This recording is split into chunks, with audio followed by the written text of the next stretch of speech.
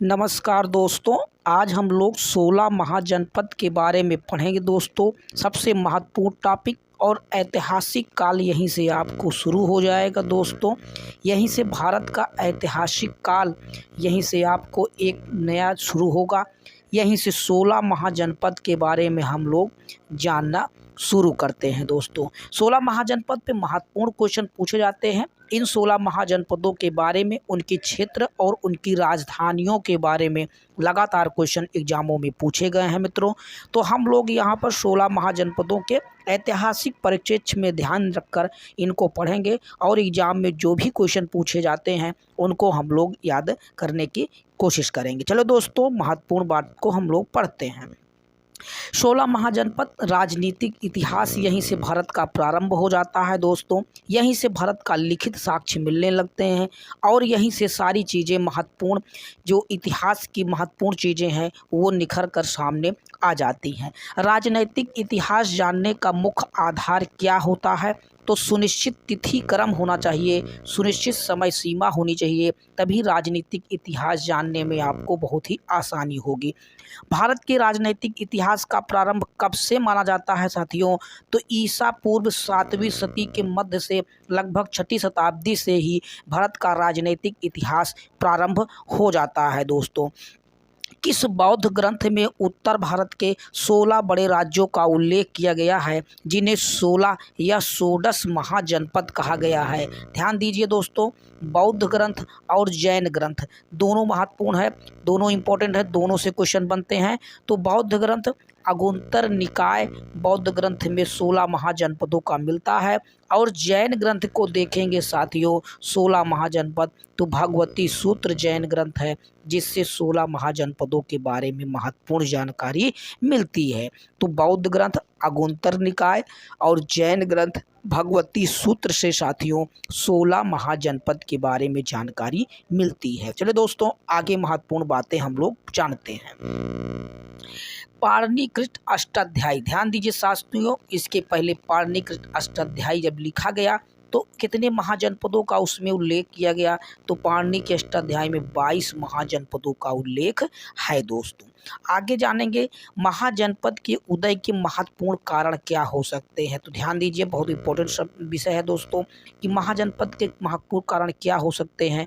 तो सबसे प्रथम है दोस्तों कि कृषि प्रसार हुआ और व्यापार और नगरीकरण का विकास हो गया। जब कृषि का प्रसार हुआ तो व्यापार और नगरीकरण बढ़ा और इसी समय सबसे महत्वपूर्ण है दोस्तों, लोहे का विस्तृत प्रयोग यहाँ पर प्रारंभ हो गया।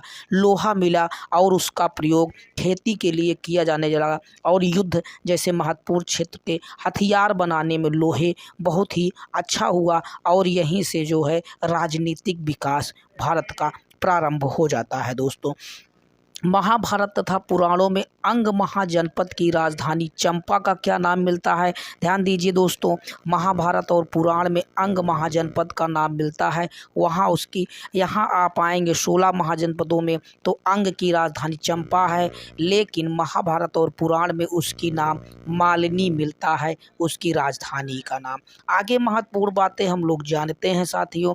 आगे महत्वपूर्ण बात यह है कि बौद्ध ग्रंथ महापरिनिर्वाण सूत्र में 6 महानगरों का नाम प्राप्त होते हैं। तो ये महत्वपूर्ण 6 महानगर कौन कौन से हैं? जिसमें चंपा है, राजगिरी है, बनारस, साकेत, कौशाम्बी और श्रावस्ती।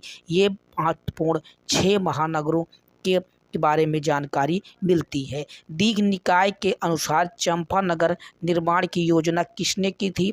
तो वास्तुकार महागोविंद ने चंपा का निर्माण कराया था। लिच्छवियों ने विश्व का पहला गणतंत्र कहाँ स्थापित किया गया? ध्यान दीजिए दोस्तों, आप सुनते हैं कि भारत गणतंत्र की जननी है, लोकतंत्र की जननी है। यही है वो दोस्तों कि वैशाली में ही भारत का पहला गणतंत्र लागू होता है। तो भारत में गणतंत्र की परंपरा बहुत ही प्राचीन है दोस्तों।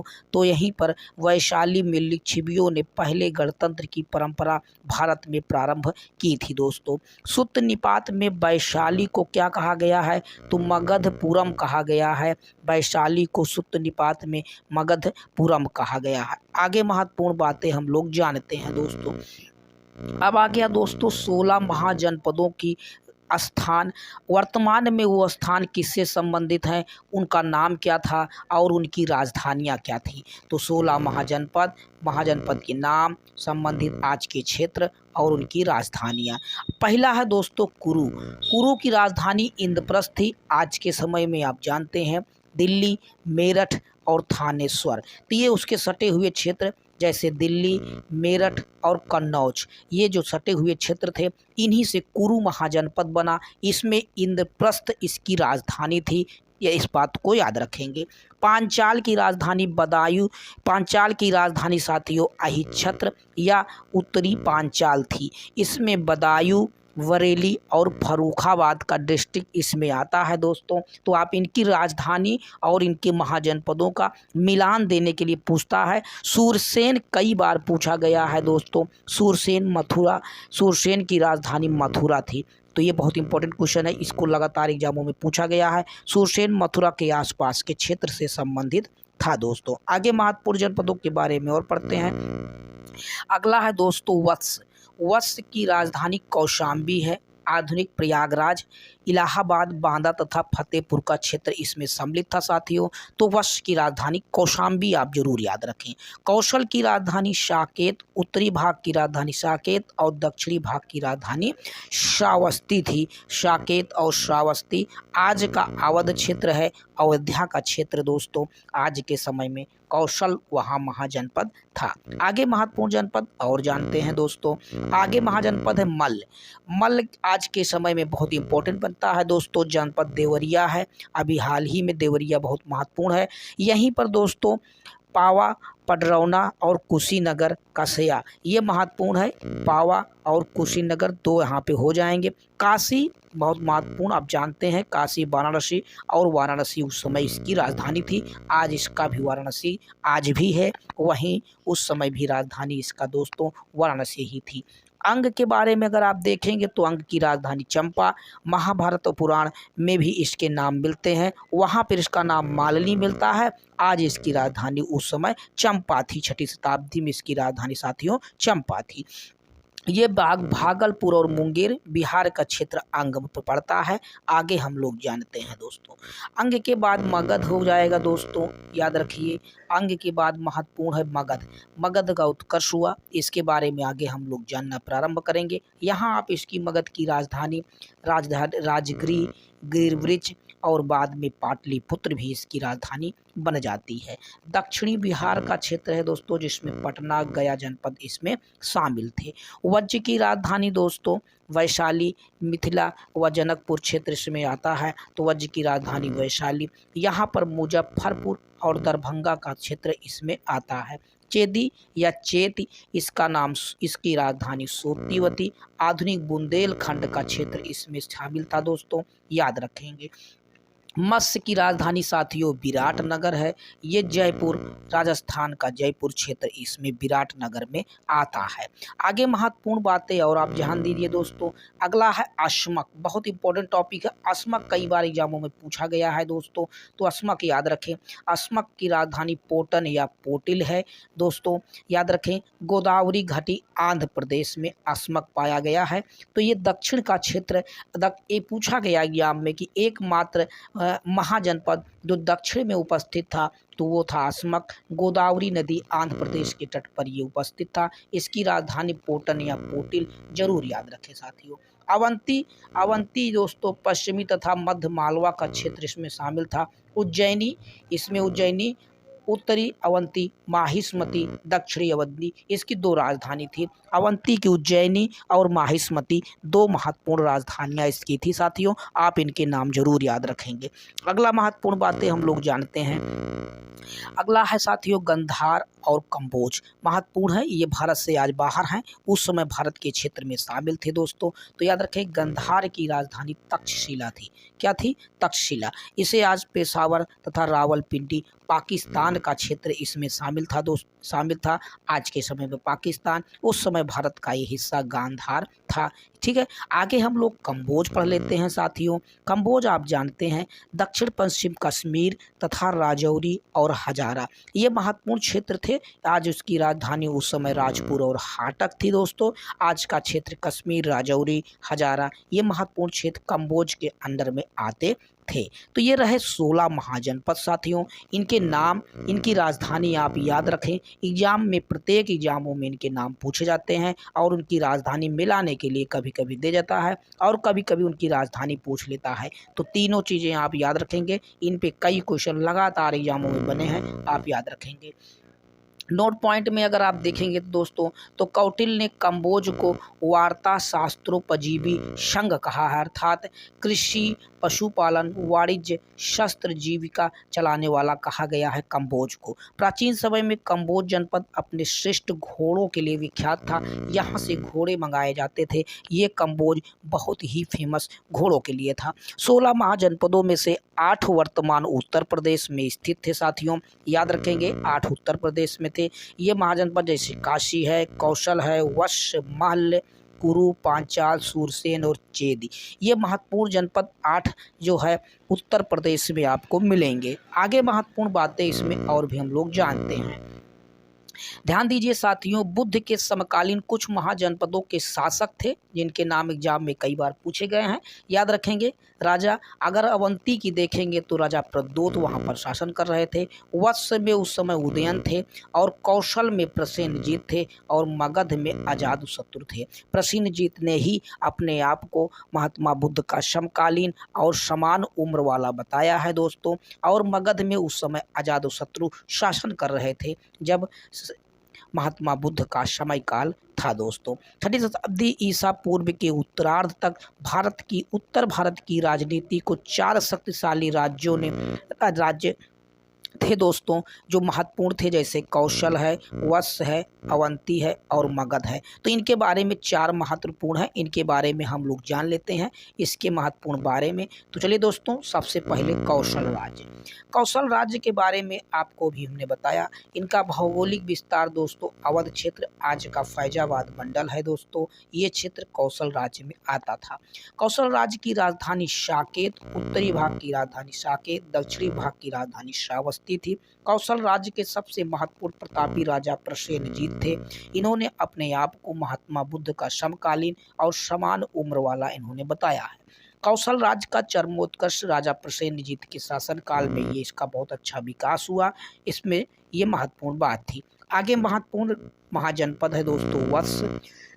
वत्स के बारे में आप जानेंगे साथियों। तो वत्स राज्य भौगोलिक विस्तार इलाहाबाद और बांदा का डिस्ट्रिक्ट आता है। इसकी राजधानी कौशाम्बी थी और वत्स राज्य के सर्वप्रमुख राजा उदयन थे। ये महत्वपूर्ण था वत्स राज्य से। आगे महत्वपूर्ण बात जानते हैं अवंती राज्य से दोस्तों। अवंती महत्वपूर्ण हो जाता है दोस्तों कि अवंती राज्य के बारे में हम लोग जान लेते हैं। तो अवंती राज्य, इसका भौगोलिक विस्तार अगर आप देखेंगे तो पश्चिमी तथा मध्य मालवा का क्षेत्र था, बहुत ही विस्तृत क्षेत्र था दोस्तों। अवंती राज्य की राजधानी उत्तरी अवंती की राजधानी उज्जैनी और दक्षिणी अवंती की राजधानी माहिष्मती थी। गौतम बुद्ध के समय में अवंती राजा कौन थे? तो प्रद्योत थे, राजा प्रद्योत। अवंती राजा प्रद्योत किस रोग से ग्रसित थे? तो एक पांडु रोग से ग्रसित हो जाते हैं। तो राजा प्रद्योत के पांडु रोग के इलाज के लिए बिंबसार ने अपने राजवैद्य जीवक को भेजते हैं। यही जीवक दोस्तों महात्मा बुद्ध के भी राजवैद्य हुआ करते थे। तो यही राजवैद्य जाकर राजा प्रद्योत के बिंबसार के राजा प्रद्योत के पांडु रोग को ये ठीक करते हैं। तो ये महत्वपूर्ण बात अवंती राज्य के बारे में जानिए।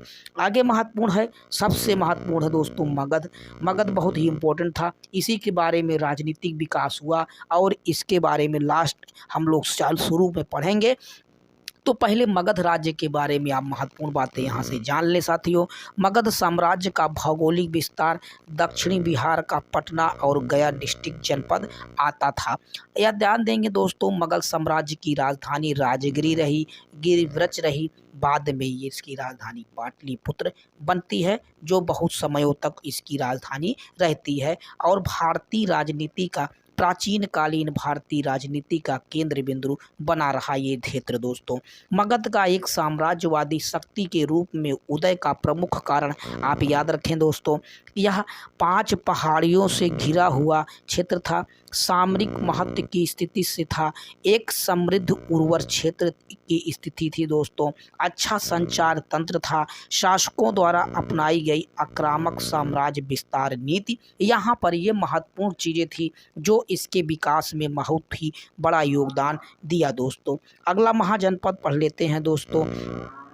अगला महाजनपद ध्यान दीजिए दोस्तों, पुराणों के अनुसार मगध पर शासन करने वाला पहला राजवंश बृहद्रथ राजवंश शुरू होता है। उसके बाद बृहद्रथ वंश के किस राजा ने राजगिरी गिरिब्रज को अपनी राजधानी बनाया, तो वो जरासंध थे जिन्होंने राजगिरी या गिरिब्रज को सर्वप्रथम अपनी राजधानी बनाते हैं। बुद्धकालीन कुछ महत्वपूर्ण ध्यान दीजिएगा दोस्तों, कुछ महत्वपूर्ण गणराज्य थे, उनके बारे में भी अगर आप जान लें तो कपिलवस्तु के शाक्य थे जहाँ से महात्मा बुद्ध का जन्म हुआ था दोस्तों, सुमसुमार पर्वत के भग्ग थे, अलकंप के बुल थे, केशपुत्र के कालाम थे, रामग्राम की कोली थे, कुशीनारा का मल्ल थे और पावा के मल्ल थे। ये 2 स्थान कुशीनगर आज के स्थान पे बात दोस्तों, यहीं पर महात्मा बुद्ध और महावीर स्वामी की मृत्यु इन्हीं 2 स्थानों पर हुई थी। पिपलीवन के मोरी, वैशाली के लिच्छवी याद रखेंगे साथियों, भारत का पहला गणराज्य यहीं से प्रारंभ होता है, विदेह के मिथिला, ये महत्वपूर्ण थे। तो उस समय महात्मा बुद्ध के समकालीन ये 8 हैं दोस्तों, आप देखेंगे 1 2 3 4 5 6 7 8 9 10 महाजनपद थे, ये गणराज्य थे दोस्तों, जिस पर उस समय लोकतांत्रिक व्यवस्था लागू थी। तो ये रहे महत्वपूर्ण दोस्तों 16 महाजनपद, इनके बारे में हम लोगों ने जाना। अब हम लोग इसके बारे में बाद मगध पर हुए राजनीतिक विकास के बारे में पढ़ना प्रारंभ करेंगे। वीडियो को आप लोग जरूर देखिए, कमेंट बॉक्स में प्रॉब्लम हो तो आप बताएं दोस्तों, उनमें सुधार किया जाएगा और लगातार ऐसे ही वीडियो डाली जा रही है और आप अपनी तैयारी को अच्छा बनाएं। ठीक है दोस्तों, नेक्स्ट वीडियो में हम लोग मिलते हैं।